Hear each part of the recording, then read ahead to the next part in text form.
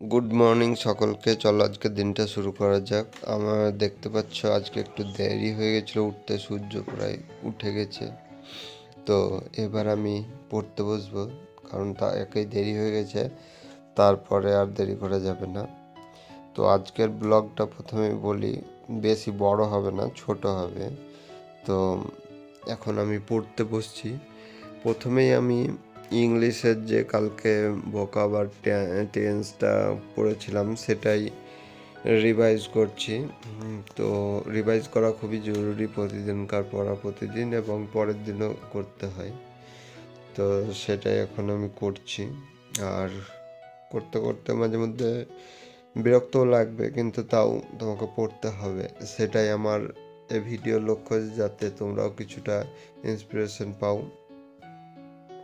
তো আজকের ভিডিওটা সম্পূর্ণ দেখো, তোমাদের ভালো লাগবে। আর কমেন্ট করে জানাও কে কে পিএসসি ক্লার্কশিপ পরীক্ষা দিচ্ছ। আর কালকে আমি টেস্ট দিয়েছিলাম, দেখেছিলে তো। আজকে সব দিন টেস্ট দিতে হবে তার মানে নাই। তো আজকে আমি করছি কি, ইংলিশটা আর একটু পরের ভিডিওগুলো দেখছি। তো এখানে নিতু সিং ম্যাম এসএসসি খুব ভালো, এসএসসি যারা পড়ছো তারা খুব ভালোভাবে চেনো ম্যামকে। তো সেই ভিডিওটাই আমি দেখছি। এখন একটু বাইরে গিয়েছিলাম, তো এসে আবার শুরু করছি।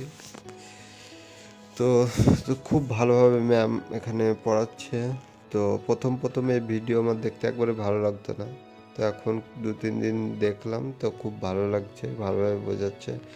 আর যে ইংলিশ বইটা, ওটাও আমি কিনেছি, নিতু সিং ম্যামের যে বইটা, একটা ভলিউম 1। তো এখন পড়া হয়ে গেল, দিয়ে একটু বাইরের দিকটায় দেখতে এলাম যে কতটা বেলা হয়েছে।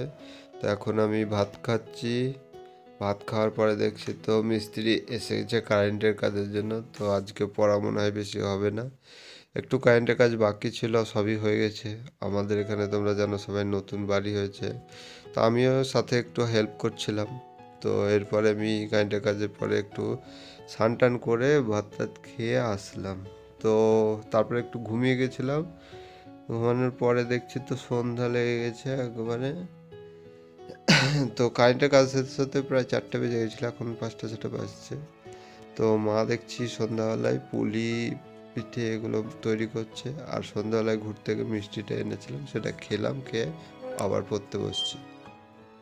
তো অনেক কিছু এদিক ওদিক সারাদিনের কাজ হবে, তার মধ্যে পড়াটাকে বারবার চেষ্টা করতে হবে যেন বসার।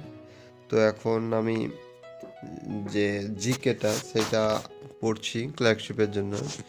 সেগুলো খুব ভালো করে পড়া দরকার জিকেটা, কারণ এটা এখন প্রিভিয়াস ইয়ারগুলো আমি করছি।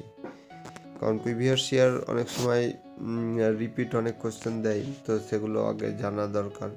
কীরকম ধরনের কোশ্চেন, কীরকম টাইপের কোশ্চেন, অনেক কিছু এর থেকে আইডিয়া পাওয়া যায়। তো 40 নম্বরে যেহেতু জিকে আসবে, তো জিকেটা খুব যারা পড়ছো ভালোভাবে পড়া দরকার, কারণ জিকে ছাড়া তোমার পাস করা খুবই মুশকিল হবে।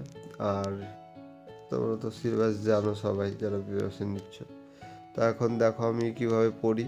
পড়াটা এভাবেই আমি একটা রুল নিয়ে পড়ছি পড়াগুলো, আর এভাবে আমি মুখস্থ করি। তোমরা বলবা যে কিভাবে তোমরা মুখস্থ করো, সেভাবে আমি সেই পদ্ধতি অ্যাপ্লাই করব। তো আজকের ব্লগ এই পর্যন্তই। আবার